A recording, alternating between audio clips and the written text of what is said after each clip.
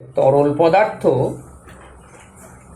সর্বদাই একটা সেম হাইটে থাকতে চায়, একই উচ্চতায় থাকতে চায়।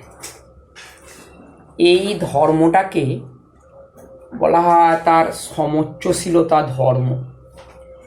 এইটা দেখে থাকবে যদি পুকুরে নামো, দেখো যত ভেতর দিকে যাবে তত দেখবে জলের হাইটটা বেশি, কিন্তু ওপর থেকে দেখলে, বাইরে থেকে দেখলে মধ্যস্থলে জলের গভীরতা বেশি বা জলের পরিমাণ বেশি হওয়া সত্ত্বেও প্রান্তের দিক এবং মধ্যস্থল একই লেভেলে থাকে। অর্থাৎ তুমি যদি জলে না নামো তাহলে বুঝতে পারবে না যে মধ্যস্থলে জল বেশি না প্রান্তের দিকে জল বেশি। এই বিষয়টাকেই বলা হয় সমোচ্চশীলতা। তুমি যদি কোনো একটা স্থানে ধরো একটা ট্যাঙ্কারে করে জল নিয়ে গেলে, ট্যাঙ্কারের কলটা খুলে দিলে জল যে পড়তে থাকবে, যে জায়গাটা জুড়ে জলটা থাকবে সেই জায়গাতেও দেখবে যে জলের আপার লেভেল, যেখানে জল বেশি আছে এবং যেখানে জল কম আছে সব একই হাইটে অবস্থান করছে। এটা কিন্তু কঠিন পদার্থের ক্ষেত্রে হয় না। যেমন যদি দেখবে বাড়িঘর তৈরির কাজে বালি পাথর যখন নামায় মধ্যস্থলটা দেখবে উঁচু হয়ে থাকে বেশি বলে, কিন্তু যদি এক লরি বালির জায়গায় যদি এক লরি জল নামায় তাহলে দেখবে যে ওই একই লেভেলে আছে। বুঝতে পারলে না? এটাকেই বলা হয় তরলের সমোচ্চশীলতা ধর্ম। বুঝতে পারলে না? তা সুতরাং তরলের সমোচ্চশীলতা ধর্ম অন্য একটা পরীক্ষার মাধ্যমেও দেখানো যাবে। এরকম ধরো একটা ইউ আকৃতির টিউব আছে,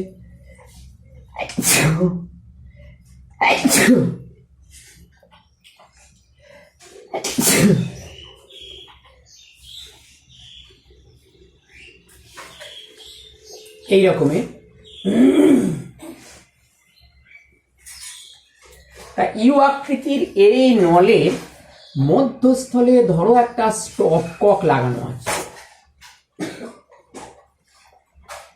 এই রকমের ধরো একটা স্টপ কক লাগানো আছে বা একটা পার্টিশন করা আছে। এইবার এই দিকের বাহুতে এই পর্যন্ত লিকুইড ঢেলেছো আর এদিকের বাহুতে এই পর্যন্ত লিকুইড ঢেলেছো, অর্থাৎ দুদিকের বাহুতে লিকুইডের হাইট দুরকম। এবার যদি স্টপ ককটা খুলে দাও তাহলে কি দেখতে পাবে? কিছুক্ষণ পর দেখবে এদিকের লিকুইড নেমেছে আর এদিকের লিকুইড বেড়েছে, এবং এই বাড়া কমা ততক্ষণে চলতে থাকে যতক্ষণ না পর্যন্ত দুদিকের লিকুইড লেভেল সেম হয়ে যাচ্ছে, একই হয়ে যাচ্ছে। দুদিকে তরলের উচ্চতা যদি একই যখন হয়ে যাবে তখন তোমার তরল স্তম্ভের ওঠানামা, তরলের ওঠানামা বা যাওয়া আসা বন্ধ হয়ে যাবে। সুতরাং এই পরীক্ষা থেকে বলা যায় যে তরল পদার্থ সর্বদাই একই উচ্চতায় থাকতে চায়। এই ধর্মটাকেই বলা হয় তরলের সমোচ্চশীলতা ধর্ম। তা এরপর তোমার একটা লিকুইডের একটা অন্যতম গুরুত্বপূর্ণ ধর্ম সম্পর্কে বলা আছে, সেটা হচ্ছে প্লবতা। প্লবতা বলতে কি বোঝায়? কোনো একটা বস্তুকে স্থির তরলে বা গ্যাসে যদি নিমজ্জিত করা হয় তাহলে তরল পদার্থ বা গ্যাসীয় পদার্থ ওই বস্তুটার উপরেতে একটা ঊর্ধ্বমুখী বল প্রয়োগ করে। এই ঊর্ধ্বমুখী বলটাকেই বলা হয় তোমার তরল বা গ্যাসের প্লবতা বা বায়নান্সি। তাহলে প্লবতা কি না, কোনো বস্তুকে তরল বা গ্যাসীয় পদার্থে আংশিক বা সম্পূর্ণরূপে নিমজ্জিত করলে ওই বস্তুর ওপর তরল বা গ্যাসীয় পদার্থ যে ঊর্ধ্বমুখী বল প্রয়োগ করে তাকেই বলা হয় প্লবতা। তা এই প্লবতাটা কতটা হয় সেইটা তোমার সিলেবাসে নেই। যদি বলো প্লবতার পরিমাণটাই করিয়ে দেবো। সেটা হচ্ছে যে ধরো এই রকমের একটা ঘনকাকার বস্তুকে তোমার একটা বিকারের মধ্যে রাখা আছে।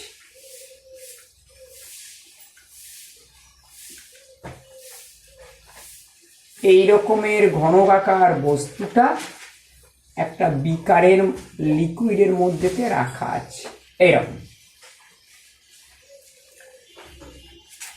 তা এই লিকুইডের এতটা পর্যন্ত লিকুইড আছে, কি বলো?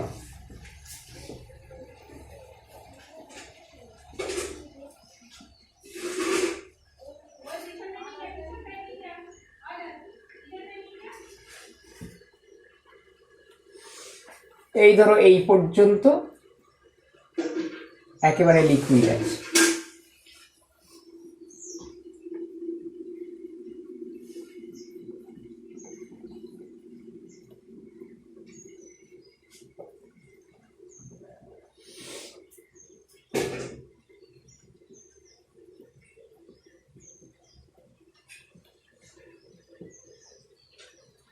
ঠিক আছে?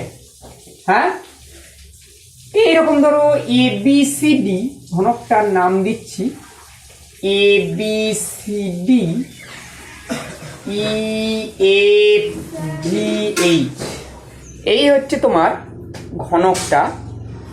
এবং এর upper surface A B C D, এটা তোমার উপরতল থেকে H1 গভীরতায় আছে, আর লোয়ার সারফেসটা উপরতল থেকে ধরো H2, লোয়ার সারফেস মানে EFGH, এটা H2 গভীরতায় আছে।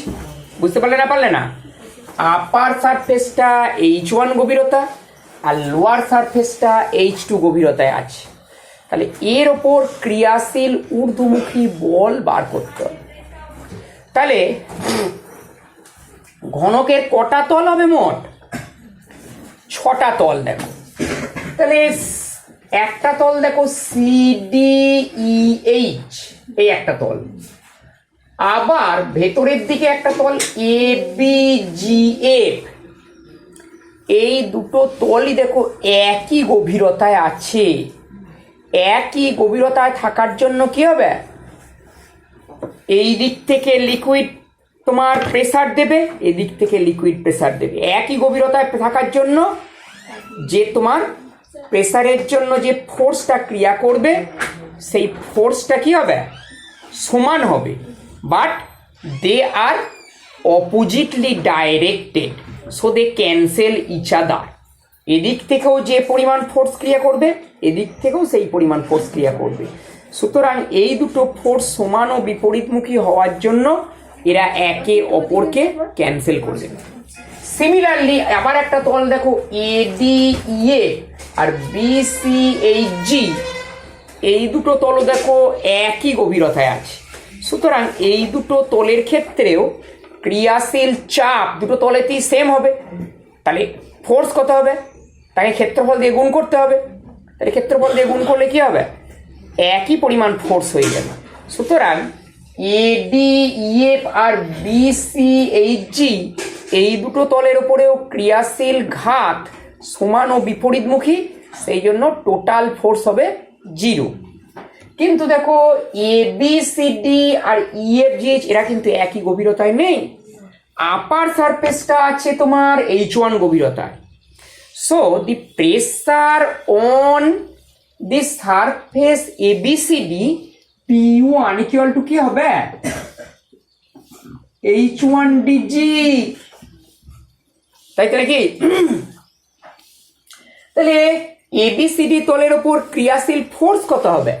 সেটা যদি F1 বলো তাহলে F1 কত হবে? এই তলের উপর ক্রিয়াশীল চাপ ইন্টু ক্ষেত্রফল। ঘনকের বাহুর দৈর্ঘ্য হচ্ছে এল, তাহলে প্রতিটা তলের ক্ষেত্রফল কত হবে? ঘনকের প্রতিটা তলকে কেমন দেখতে? বর্গাকার। সুতরাং প্রতিটা তলের ক্ষেত্রফল হবে এল স্কোয়ার। সুতরাং F1 ইকুয়াল টু হবে H1 DG into L square, এবং কোন দিকে? ডাউনওয়ার্ড। এখন ভেতরটা তোমার কাঠের যদি ঘনক হয় বা লোহার যদি ঘনক হয়, ভেতরটা তো মেটেরিয়াল, কঠিন মেটেরিয়াল, ওপরটা তো লিকুইড আছে। কোন একটা বিন্দুতে তরল উপর নিচ ডান দিক বাঁ দিক সব দিকে সমান সমান চাপ দেয়, তাহলে আপার সারফেসের উপর নিচ দিকে তো তরলই নেই, সুতরাং পুরো তোমার ফোর্সটাই পড়ে যাবে তোমার নিচের দিকে। Similarly the pressure at the bottom surface EFGH will be P2 equal to কত হবে? H2DG, এবং এর উপর চাপটা দেখো আপওয়ার্ড ডিরেকশনে, তার কারণ ওপরটা তো তোমার কঠিন মেটেরিয়াল, তো নিচ থেকে লিকুইড ওপর দিকে ফোর্স দেবে। সুতরাং F2টা তাহলে কত হবে? H2DG ইন্টু এল স্কোয়ার হবে। তাহলে এই ফোর্সটা হলো ডাউনওয়ার্ড, এই ফোর্সটা হলো তোমার upward. So the total force F equal to F2 minus F1 হবে না? হবে না? তাহলে F2 মাইনাস F1 মানে H2DG into L square minus H1DG into L square হবে। তার H2 মাইনাস H1টা দেখো কমন যাবে, DG ইন্টু এল স্কোয়ার হবে। What is H2 minus H1? H2 minus H1 is equal to the height of the cube বা length of the cube, ঘনকের বাহুর দৈর্ঘ্য, তার মানে equal to L D G into L square equal to হয়ে যাবে L cube D G. What is L cube? Volume of the cube, ঘনকের আয়তনের ফর্মুলা, যে একটা বাহুর কিউব, তাহলে V D G. What is V? ঘনকের আয়তন, বা অন্য কথায় বললে দ্বারা এটাই হবে অপসারিত তরলের আয়তন। ভেতরে যেহেতু নিমজ্জিত আছে, বস্তুর আয়তন আর অপসারিত তরলের আয়তন সমান, সুতরাং ভি হবে অপসারিত তরলের আয়তন। ডিটা কি? লিকুইডের ঘনত্ব, ডেনসিটি অফ দি লিকুইড। সুতরাং ভি আর ডি গুণ করলে কি পাবে? অপসারিত তরলের ভর, অপসারিত তরলের ভর ইন্টু জি, মানে অপসারিত তরলের ওজন ইকুয়াল টু অপসারিত তরলের ওজন। ঠিক আছে? সুতরাং তাহলে দেখা যাচ্ছে যে কোনো বস্তুকে যদি তরলে বা গ্যাসে নিমজ্জিত করা হয়, তার ওপর যে একটা ঊর্ধ্বমুখী ঘাত ক্রিয়া করে, তার পরিমাণ হলো বস্তুর দ্বারা অপসারিত তরলের ওজনের সঙ্গে তো সমান। এইটাই আর্কিমিডিসের নীতিতে লেখা আছে। তাহলে এই ফোর্সটা কোন দিকে? ওপর দিকে। আর বস্তুকে পৃথিবী কোন দিকে ফোর্স দেয়? নিচের দিকে। তাহলে টোটাল ফোর্স দেখো তোমার কমে যাবে।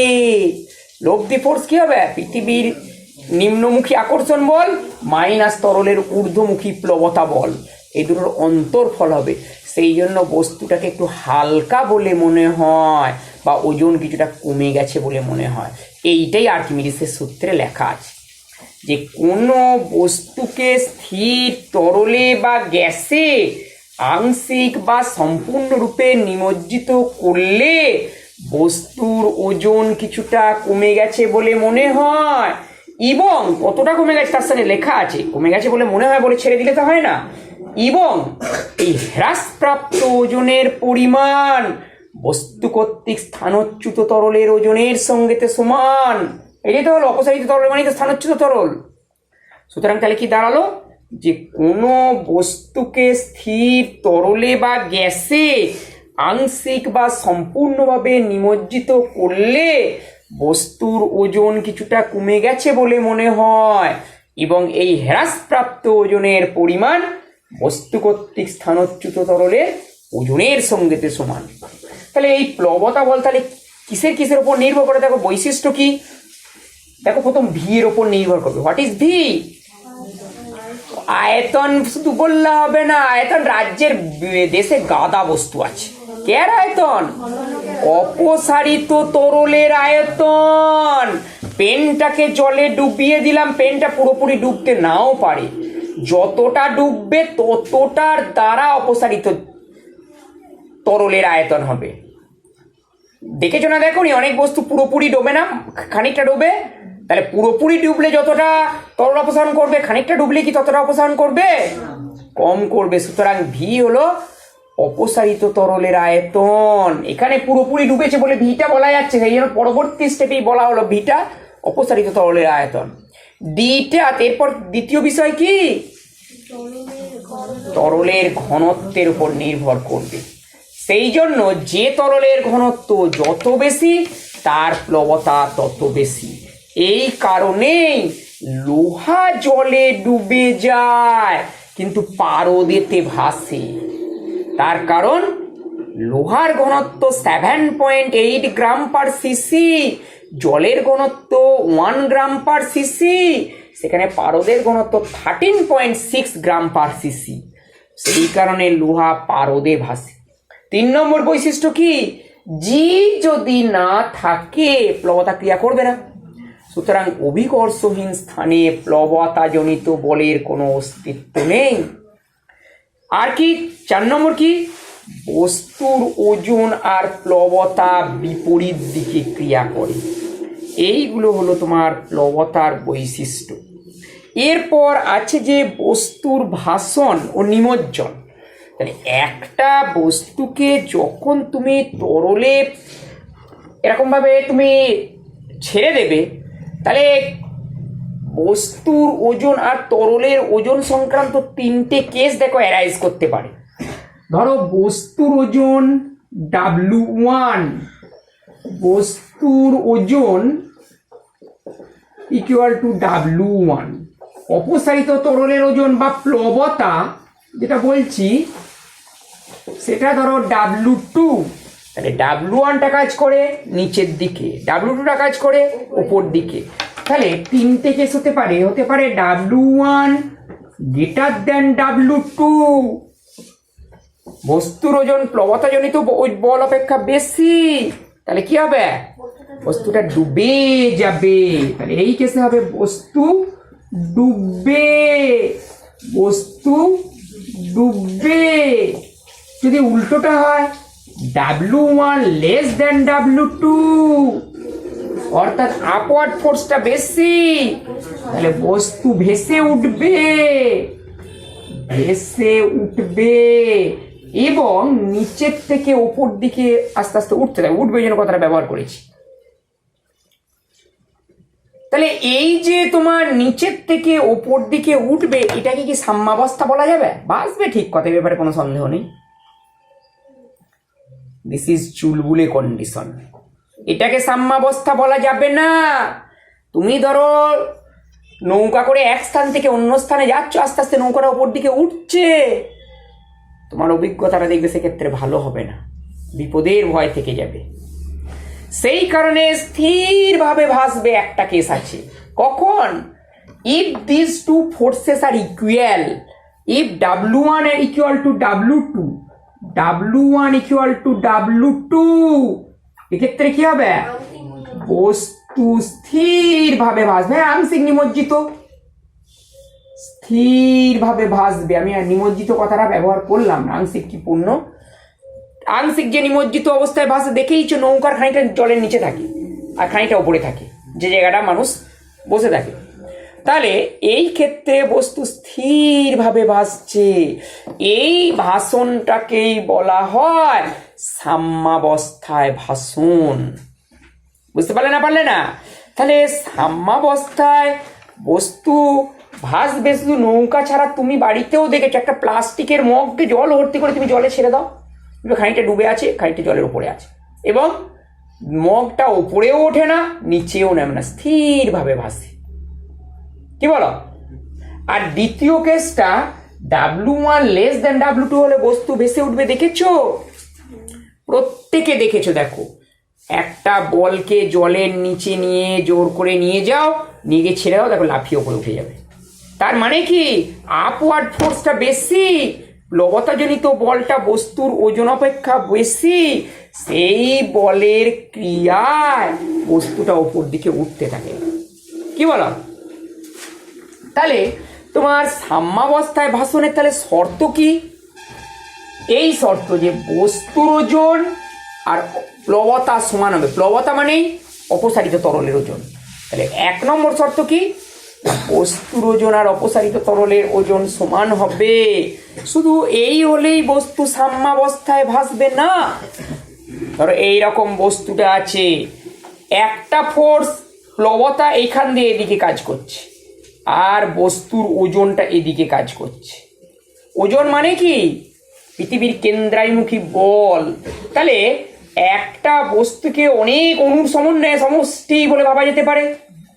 প্রত্যেক অণুকে যদি একটা করে পয়েন্ট ধরো, প্রতি পয়েন্টকে পৃথিবী নিজের কেন্দ্রের দিকে টানছে, ওই সমস্ত বলগুলোর একটা যোগফল বল থাকবে বা লব্ধি বল থাকবে। সেই লব্ধি বলটা সর্বদাই বস্তুর একটা নির্দিষ্ট বিন্দু দিয়ে যায়। অর্থাৎ ধরে নিতে হবে যে বিভিন্ন বিন্দুতে এত যে ফোর্স আছে এসব নেই, ওই একটাই ফোর্স আছে, ওই লব্ধি ফোর্সটা। সেটা বস্তুকে সোজা বেঁকা টেরা যেমনভাবে রাখে না কেন, এই ফোর্সটা বস্তুর একটা এমন একটা নির্দিষ্ট বিন্দু আছে যে বিন্দু দিয়ে সর্বদাই যাবে। ওই বিন্দুটাকেই বলা হয় ভার কেন্দ্র বা সেন্টার অফ গ্র্যাভিটি। তাহলে ভার কেন্দ্র কি? যে কোনো বস্তুর ওপর ক্রিয়াশীল ভার, মোট ভার সর্বদাই বস্তুর একটা নির্দিষ্ট বিন্দুর মধ্য দিয়ে যায়। এই নির্দিষ্ট বিন্দুটাকেই বলা হয় বস্তুর ভার কেন্দ্র। তাহলে ভার কেন্দ্র যদি থাকে, তাহলে প্লবতারও একটা কেন্দ্রবিন্দু থাকবে। প্লবতা মানে তুমি ধরতে পারো একটা ছোট যদি বস্তু নাও, ধরো সেই বস্তুটা 18 গ্রাম জল অপসারণ করেছে। 18 গ্রাম জলে অণুর সংখ্যা 6.022 × 10⁻23। তাহলে অতগুলো অণুর উপর অতগুলো ফোর্স কাজ করছে, প্রতিটা ফোর্সকে ওপর দিকে। তাহলে এই ফোর্সগুলো যোগফল একটা বিন্দুর মধ্য দিয়ে যাবে। এই বিন্দুটাকে বলা হয় প্লবতা কেন্দ্র। সুতরাং অপসারিত তরলের ভার কেন্দ্র, অপসারিত তরলের ঊর্ধ্বমুখী ফোর্সটা বা বস্তুর উপর ক্রিয়াশীল প্লবতাটা সর্বদাই ঊর্ধ্বাভিমুখে একটা নির্দিষ্ট বিন্দু দিয়ে ক্রিয়া করে। এই বিন্দুটাকেই বলা হয় প্লবতা কেন্দ্র। তাহলে বস্তুর ভার কেন্দ্র ধরো এদিকে আর প্লবতা কেন্দ্র এদিকে, অর্থাৎ এদিকে একটা ফোর্স এদিকে একটা ফোর্স, তাহলে বস্তু কি স্থির থাকবে? পাল্টি খেয়ে যাবে। দেখো, নৌকা যদি এই অবস্থাটা হয় সেটা কি সুখকর হবে? সুতরাং এটাকেও তোমায় নিউট্রালাইজ করতে হবে। তাহলে এইটাকে বন্ধ করা যায় কি করে? দেখো, যদি ফোর্স দুটো একইভাবে উল্লম্বভাবে নিচের দিকে আর উপর দিকে ক্রিয়া করে, বুঝতে পারলে না যে ভার কেন্দ্রটার নিচের দিকে আর প্লবতা কেন্দ্রের উপর দিকে একই সরলরেখায় আছে উল্লম্বভাবে, তাহলে দেখো স্থির থাকবে। সেই কারণে দ্বিতীয় শর্ত হলো বস্তুর ভার কেন্দ্র আর অপসারিত তরলের প্লবতা কেন্দ্র একই উল্লম্ব রেখায় অবস্থিত হবে। কি বলো? বস্তুর ভার কেন্দ্র আর অপসারিত তরলের প্লবতা কেন্দ্র একই উল্লম্ব রেখায় অবস্থিত হবে। তাহলে এইটাই হচ্ছে তোমার সাম্যাবস্থায় ভাষণের শর্ত। তাহলে সাম্যাবস্থায় ভাষণের দুটো শর্ত। প্রথম শর্ত হলো যে বস্তু নিজ ওজনের সমান পরিমাণ তরল অপসারণ করবে, আর দ্বিতীয় শর্ত হলো যে বস্তুর ভার কেন্দ্র আর অপসারিত তরলের প্লবতা কেন্দ্র একই উল্লম্ব রেখায় অবস্থিত হবে। ঠিক আছে?